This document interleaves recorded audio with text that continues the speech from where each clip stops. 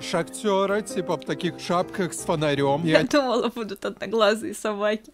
Или кошки, у кошек же это глаза светятся в темноте. И типа собаки-танцоры, поэтому синхронно двигаются и рычат. И поэтому такой звук. Вот так может быть. Ну и решил проверить, встал такой, чтобы между ними оказаться как раз, чтобы безопасно было, типа. И тут в последний момент понимаю, я вообще ошибся, это не 2 собаки, а 3 собаки. Третья без каски посередине бежит, жесть технику безопасности нарушает, врезается прямо, короче, в меня, прямо в живот. Я такой отлетаю, аж и такой, блин. И тут телефон звонит, и я такой беру трубку, а там, алло, это из живота, вы что там делаете, нам больно. Я такой, блин, зря пошел.